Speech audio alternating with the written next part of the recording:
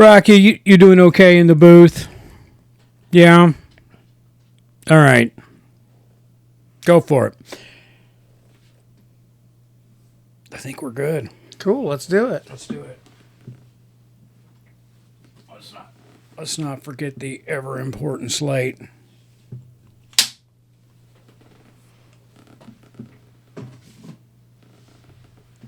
Hello and welcome to another episode of Streaming Without a Paddle. I'm Andrew. And I'm Ted. Took a little while there. Forgot who I was. Yeah. I'm under the influence today. Yeah, you're recovering. Before we get started on this, I just want to share the importance of health. I wanted to say men's health, but I figured it applies to everybody. Mm-hmm. So I woke up this morning and went and had a colonoscopy. There you go. I highly recommend that. It's important to take care of yourselves. This is my year of healing, or at least understanding. I went to the doctor for the first time in a number of years. And so we've done a battery of tests. This is the final test to be done. I've aced everything going in. I'm seemingly healthy as a horse. So there you go. If I'm not here next week, that means somebody probably shot me. Yep. All right? Because physically, I'm in good shape. Specimen. I am. They only found one polyp, which is incredible because the last time I had the colonoscopy done, they had 4. They found 4 polyps. I have to have a colonoscopy. So this year. I'm 46, so it has to happen. Yeah. Used to be 50. Yeah. That's when I had my first one. Well, I was 50. Yeah. I mean, I'm pretty regular. Not to get too gross, so Yeah. I feel all right about it. Yeah, well, I think it's a little bit more than that. But, the first time I was supposed to have had it done when I was 45. I had some surgery done, abdomen-related surgery, and while they were in there, they took a look and they were like, "Hey, you got a polyp on your colon there. You should go get tested." And I never did. And then finally I rolled around and I did it, and they found 4 polyps. Everything came back negative. What's that? Benign. Mm-hmm. Yeah, benign. And so I went on and come back in 5 to 7 years, and so I did. That marks today. And Ted didn't think I was going to be ready for it. No way. I'm Superman. My wife had a colonoscopy because she was having some stomach issue stuff, and I had to shuttle her back home, and she was in bed for 5 hours. You were peppy. He texted me 40 minutes after he got done. I was amazed. I woke up and I was almost ready to go. Almost. And doctor came in, told me everything that happened and what went down, and he was very pleased and yada, yada, yada. And by the time he got through talking, I was like, "Honey, can I drive?" Yeah. And the nurse was like, "No."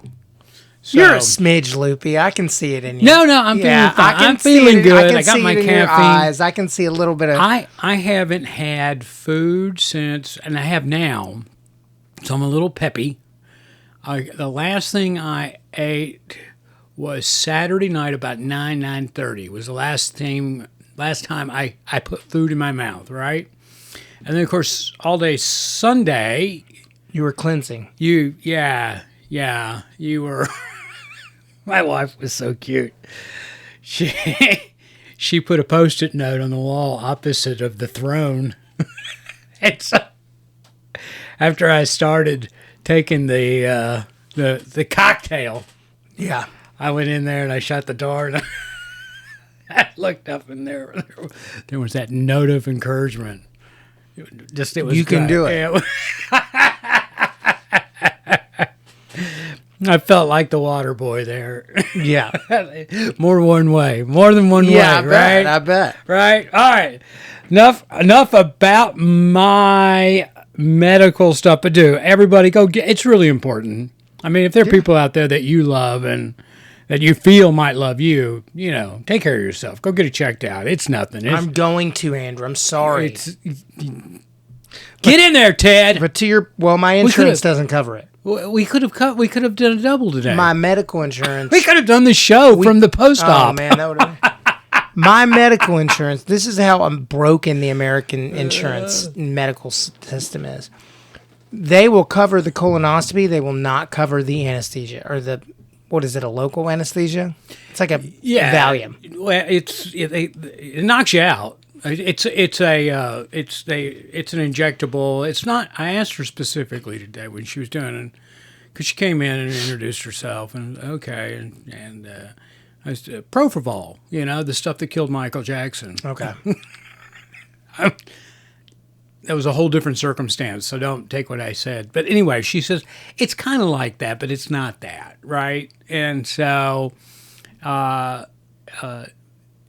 she says, I'm going to hook it up to your IV, and when it gets into as soon as it really hits your bloodstream, you're going to go to sleep. And as soon as I take it off, you're going to pretty much wake up. I mean, it's like a on and off switch on the wall. Mm-hmm. And I was like, really? And she's like, yeah. And so we got in there, and she got me all hooked up, and doctor came in, and we had our conversation, and he indicated that he was ready to roll. And so she looked at me, and she said, good night. And I said, good night. And that was it. That was it. So anyway, we could have done the show there, Ted. Well, if I could get my anesthesia covered, then that'd be great. Well, all right. Next time. Yeah, next. You're gonna have to wait 5 to 7 years, because that's when they said Well, I'm sure that if I get one this year, then I'll have 5 years from now. Well, maybe when you go to yours, we'll just do the show then. Yeah. I wasn't thinking. But I've been documenting the process starting with yesterday, and running a little video here and there. And when the camera operator, a.k.a. my wife, came in to the post op just as I was waking up, my first words were, record this. You got it? And so she did. She was recording it. And then the nurse came in, and she goes, you can't do that. There are privacy rights here. And I'm like in a room all by myself. Nobody's around me, right? They point the camera at me, and I'm against a wall in a chair, right? Yeah. So anyway, all right, let's get to this. The 7-minute intro about your colonoscopy. Well, about the process, but I think it's important that everybody go and get that done. I do. My doctor explained to me the importance before I got it, and it was his way of chastising me for waiting so long between colonoscopies. So he was very effective. I'm not going to be that bad. Anyway, all right. So just as a safety, in case we want to cut all this out. Hello, everybody, and welcome to the show. I'm Andrew, and I'm Ted. And if we edit this, if you're hearing that and not anything before this, Ted and I were talking about my colonoscopy, which we're not going down that track anymore, but just to make a clean edit. All right, but we got it recorded. This week, Ted and I took on the crime thriller Night Always Comes, starring Vanessa Kirby.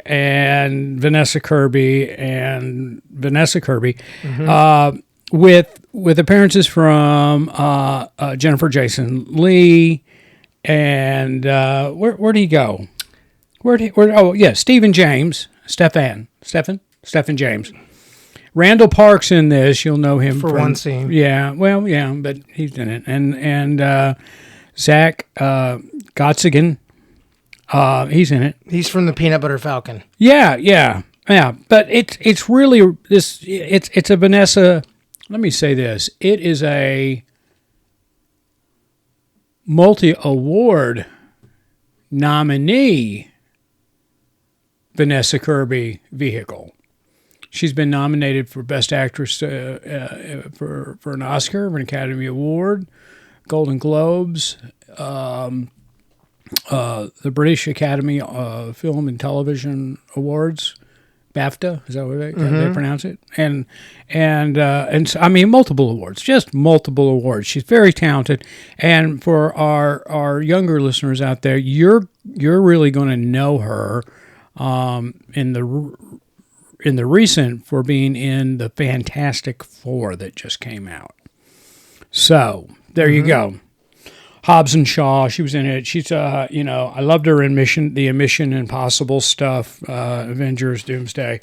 She's a credible actress. You don't probably know her by name. You see her, you're gonna go, boom, I know her. Yeah, she's really, really good. She really is. Because this movie is extremely dark and like hard to pull for. Yeah, you wanna break this kind of down for people? Sure. I mean, if you can. I mean, it's not really that complicated of a. No, it's a girl. They're going to be evicted from their home in Portland, Oregon. They're going to be evicted. It doesn't look like Portland, Oregon, but it is. They shot it there.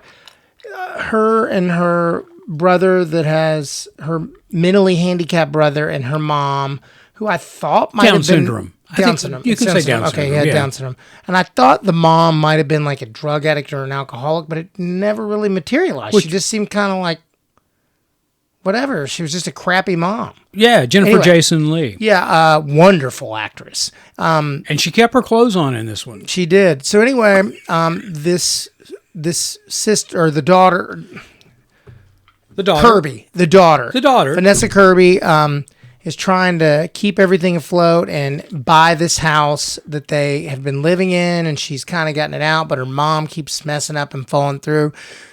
Shout out to Claude Deering, my friend, who played the bank officer, the guy trying to give her the money, and basically she has to find $25,000 so she can get the house.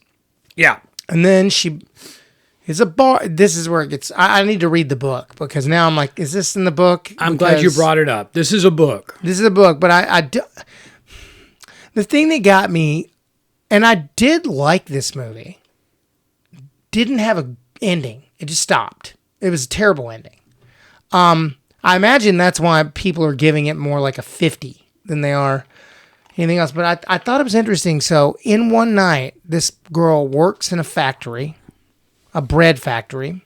She is a high-end escort and a bartender. It just doesn't make any sense. No. Doesn't make a lick of sense. Now, maybe in the book it's like that, but I'm saying you should have just doubled down that she was like either a bartender or either worked in a bread factory. And I'll go ahead and tell you, if you look like Vanessa Kirby looks, you probably don't work in a bread factory. You probably make a lot more money bartending at some club. And you're leaving out being the high-end escort. Yeah, the high-end escort. I'm not talking even about that. So, you would Which think is also that like a weird move. You would think you think that would be enough, right? Even in Portland, Oregon. Yeah, because I don't know. I've never hired an escort, but I would imagine a high-end escort's $500 to $1,000, right? Well, in the show, and it's not a spoiler, we find out that she is an escort. He left her $500. That's it. Okay. And then he, left her a little extra because, anyway. Yeah. So, but the base fee was $500. That's it. So that's what I'm saying. But this opens up the door here, Ted. Could you gigolo yourself out at $500? No. I mean, if you weren't married, if you were single. No. Because the type of... Listen, there's a world of difference. And Randall Park's an attractive guy, so it's like, he's a decent looking dude. Mm-hmm. And he's married in this movie. His character is. Right. But I think of those people that get the high-end prostitute or high-end escorts. I don't think that they're probably the best looking dudes. They're probably a lot more Harvey Weinstein looking than Randall Park. We can review the series on Showtime's Gigolos if you want. I've seen Gigolos every episode. So there you go. And they're not usually banging super hot because in reality it's a business. Yeah, in reality, most of these high super elite businessmen, they kind of like Charlie Sheen. Remember when he was like, yeah, I like prostitutes, high-end escorts, because I don't have to do anything more than that. Right. And that's probably how a lot of these super successful men end up cheating on their wives, but they have this just like one girl that's their escort. It's just kind of gross to think about, like, you're like, oh, could you pimp yourself out 5 times a night to make good money? No. when we get to a movie that is really about prostitution, escorts, we'll dig deeper. But this one's probably not the case in it because it's kind of a one-off thing when it happens with her. So in this movie, so She just has the one guy, it seems, and he's an old client. right, been going on for months. They indicate that in the dialogue. Which, all right, I'm going to jump in here as we always do. Let's start with the performances. I'm just going to go ahead and say there was nothing. Well, I thought Vanessa did an outstanding job. Mm-hmm. I'm not going to say it's great, but I'm not going to be shocked if she's nominated for her role in this as Best Actress when the time rolls around. I'm just not, because she played her role well. It was what was that movie that won the Oscar last year? That was kind of an independent film. I think it was like a $7-8 million budget, but anyway, while we're talking, I'll look it up, or somebody in the booth back there can actually wake up and look this up and spit it in my ear. So anyway, I thought the acting was okay. Well, it's hard to. It's just her. Yeah, Like it's her with sprinkles of other people for a minute. yeah, that's exactly what it is. That's what it is, and but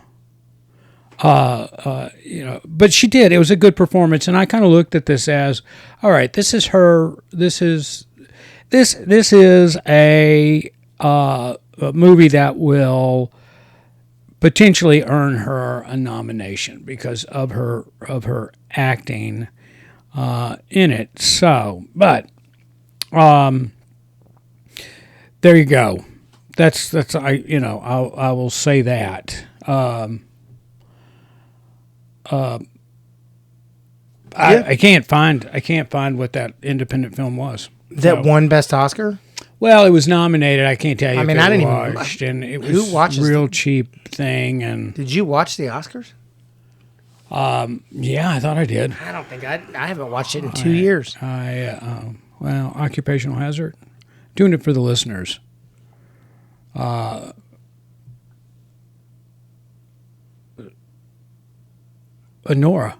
wasn't it Honora? Oh yeah. That did she?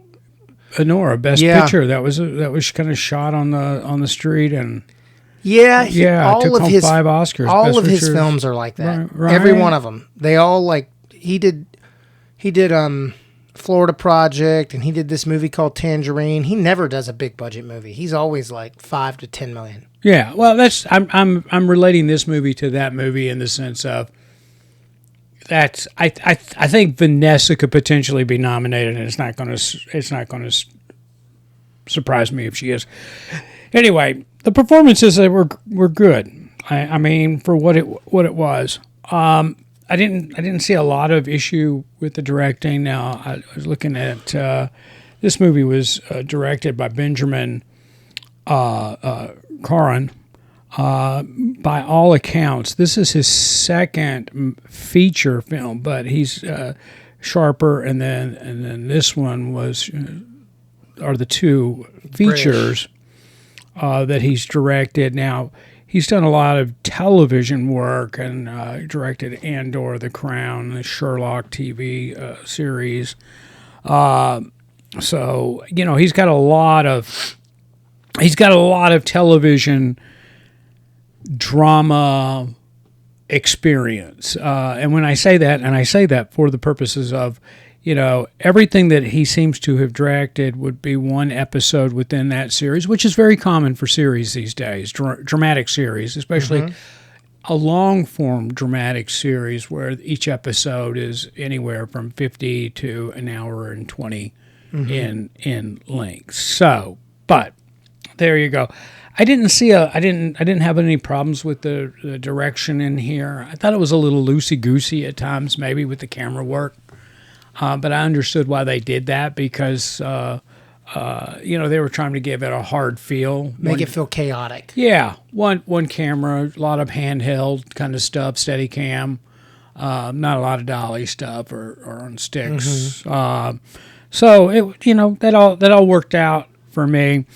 Here's in the writing. I don't know who did the adaptation of this, and that's what I'm looking at her right now because I I just should have looked her up. probably- Sarah Conrad. she did the adaptation of this from the.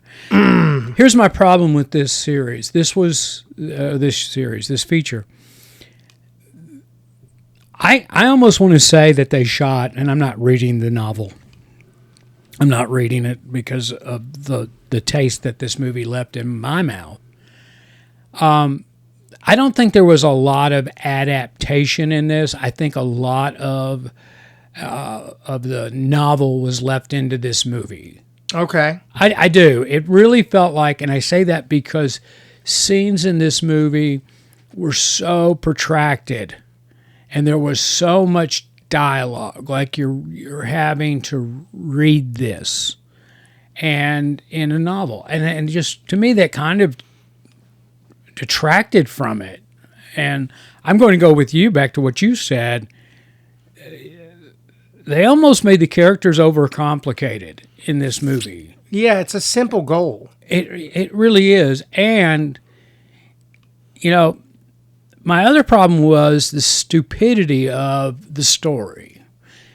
As Ted told you, this family, a mother, a daughter, and a son, all live in this house, and they've been behind on their payments there, and it's going to be repoed if they don't.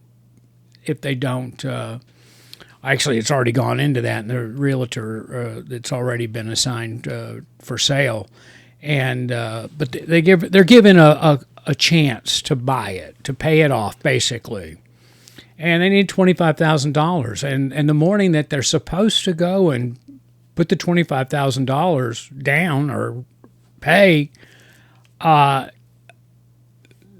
mother, played by Jennifer Jason Leigh, she doesn't show up at the mortgage place. The daughter comes home, which is Vanessa Kirby, and she's pissed off because, it was then, ride or die. That was the time. And now she's scrambling to try to give him some more time. And Jennifer Jason Leigh's character comes rolling up in a brand new car, and she put the $25,000 down on the car and not on the house. And it just didn't make. It was nonsensical to me. It was stupid. Because it's like you don't have a house tomorrow. Where are you going? That's the point. I mean, I don't care how stupid a person is. If somebody comes to you and says, "We will be evicted if we don't show up and pay this $25,000 to the bank to keep our house," we're done. We're on the street. No ifs, ands, or buts. And then you turn around and on your way to go to the mortgage place, you decide to stop off at a car dealership and buy a new car. You also have a son with Down syndrome that you're not taking care of, and they're telling you that protective services will take him away and put him in a home. Vanessa Kirby's character Lynette could not have been any clearer with her mother of the repercussions of her failing to show up at the bank to pay off this mortgage. She couldn't have been any clearer. Crystal. I mean, when you give an order, is it always followed? Crystal. Yeah. Crystal clear. Crystal clear. Yeah. Are there any other kind? Anyway, but we laughed. That was the moment. I mean, she couldn't have been any clearer to her mother. So, I mean, the storyline just, that kind of bummed me out. But the other thing that bummed me out, Ted, was I really felt that this movie was shot verbatim to the novel. There wasn't a lot of editorial discretion, and because every scene seemed so drawn out, there was way too much dialogue. It was just ridiculous about how problem solved, and it was on top of that, it was really kind of choppy dialogue in the sense of they would be talking about there's a scene where she's helping a friend of hers, a fellow escort, put on makeup, and all of a sudden she freaks out and she's talking about something else. And I'm like, Talking about the money she owes her. and I mean, well, they started out at, I'm here for the money and all like that. And then she's like, oh no, I won't ever get this off, being the makeup thing. And then she goes, well, let me help you. And then she goes over there and they kind of have a conversation. At least one side of the conversation is about the makeup, and then the other girl just goes off on this tangent about it. I got a car waiting for me, and I'm like, okay, Rain Man. I mean, seriously. Anyway, I had a problem with it. Yeah, I don't know about the novel. Clearly, the novel's pretty good because they made a movie out of it. I just don't think the adaptation was very good. I don't either. And the other two movies she's put out in the last... Something happened because that lady has written 3 movies in 2 years. And I'm like, both of those also got the similar grades. There's just... I think she probably writes well for a lead... Well, I saw one of the other movies. She writes well for the lead character. Does that make sense? Yeah. And all these big actors want to be in these movies because they're good roles for one character. Understood. So Understood. Who was the writer on this? Sarah Conrad. yeah, Okay, there you go. I'm with you. I'm there. You want to get just some numbers on this? sure. You want me to go first? Yeah, whatever you want to do. I didn't write mine down. 5.9. Okay, you're more generous than I am. Well, her performance, it looked good. It was directed well for what he had. Just strictly, I taking everything as I don't think that the production of this, and I want to touch on that real quick too. I don't think anything could help out Vanessa's performance in here. Again, I stated I won't be surprised if she gets a nomination for her role in this. Period. No question there. But my 4.1 is based on the fact that everything else was horrible. The adaptation of the script, which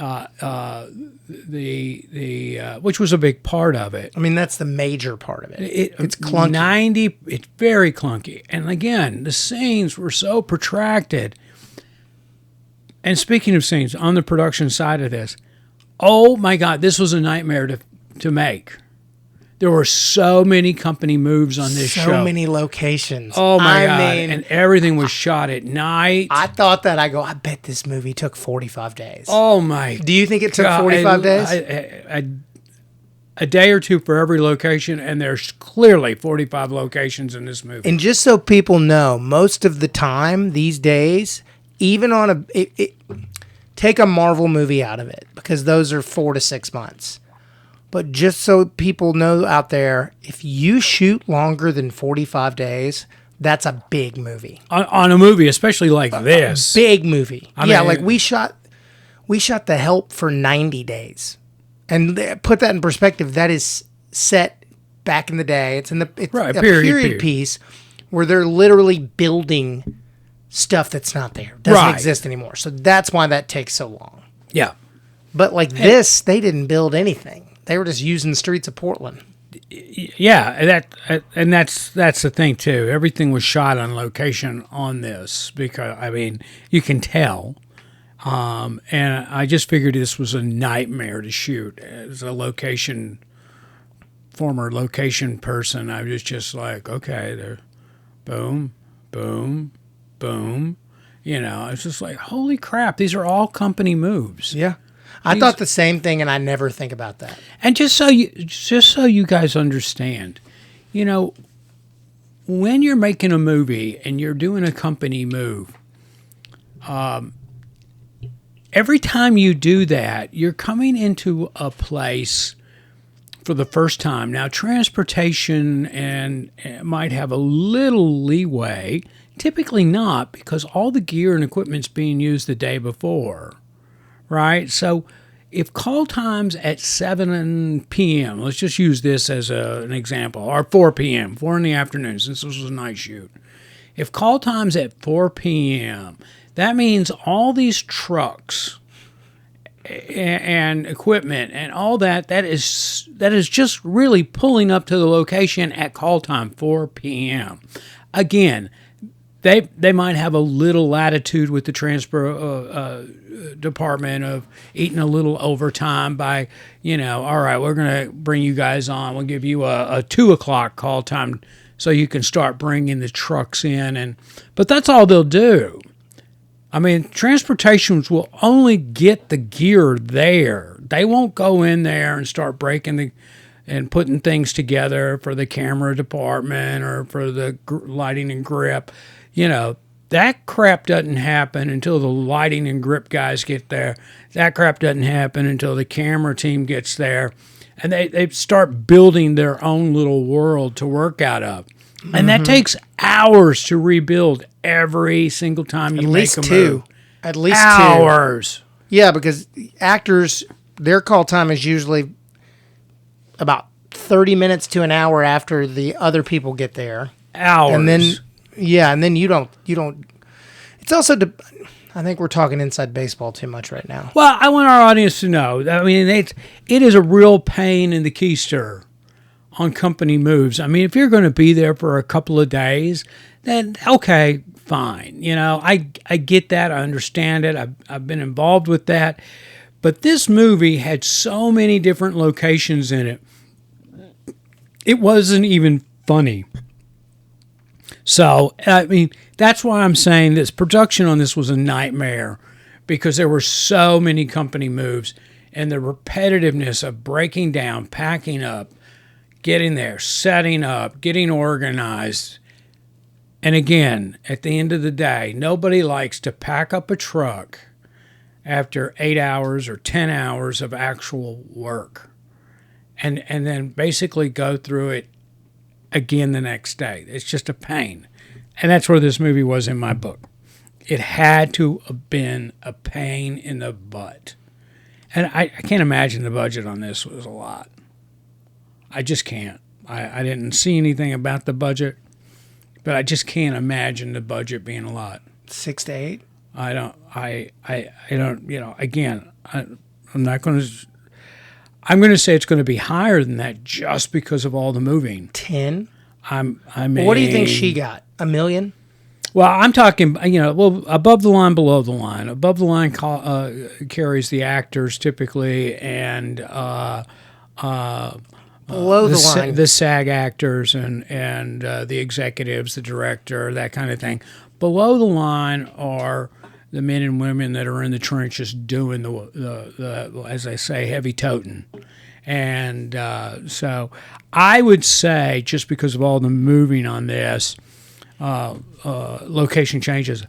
As a producer, man, I am looking at whatever it broke down to in what a normal scenario would be. I'm adding 25% just to cover the OT, because it's going to happen on a location shoot. You just know it is. You're going to be in it. And that's the problem, too. You get into a shoot where you're always changing locations and your crew members are always getting into overtime. And, of course, I think now it's 8 hour. You got to have turnaround 8 hour guaranteed off.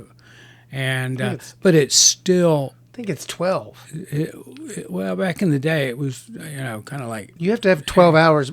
For an actor, maybe. For an actor. Yeah, for an actor. You have to have 12 hours. 8, 10, something like that. I forget. But you've got to have that turnaround time. You got to give them that. But it doesn't matter if you're rolling into overtime every day and you're leaning heavy on that turnaround time. Your crew's just not happy. No. They're not. I mean, it's like, guys, why don't we just shoot 2 days here instead of 1 day? And as a producer and as the first AD and the UPM, you really got to have that kind of conversation on a movie like that, and then it gets expensive. Yeah, I mean, they're like, they didn't shoot 2 days anywhere. So They didn't shoot 2 days, and they might have shot 2 days in that house. in the house. That's it. That's what I would think. I would think that what this did was basically every night was like, okay, we're doing this scene tonight, like in probably order. Yeah, I mean, there's no reason not to because Also- all the scenes seem to be one-off scenes. True. Also, last thing, and then this is our longest episode today. So, well, not if we take the colonoscopy out of it. So I was just so confused why she was in college. She's clearly a 35-year-old woman. And you can also go back to college, but I just am like, it didn't make sense. Like, if you're struggling, don't go to college. Again, none of this made sense to me. As I preference, I will not be reading the novel to fact check against the movie. I'm just thinking that I'm just thinking that there was not a lot of adaptation of this from the novel to the screen, and that's a big mistake. I also don't know. I don't know how they got Jennifer Jason Leigh to do that part because it was like don't know why. kind of nothing. Well, I don't know what she's been in lately, but Yeah. Anyway, all right. I was a 4.1. Ted I was a 5.9. Ted was a 5.9 on this. I'm a don't watch. It's on Netflix. Don't waste your time. I mean, I'm a watch it just for her came out. performance. Just came out this weekend. Mm-hmm. So anyway, or last weekend. So anyway, all right, guys. Again, thanks for being a listener and a follower and a viewer of the show. We're glad to have you. I'm Andrew. And I'm Ted. Did you know that the average human colon is 5 feet in length? I didn't. Yeah, got 5 feet of hose wrapped up in you. There you go.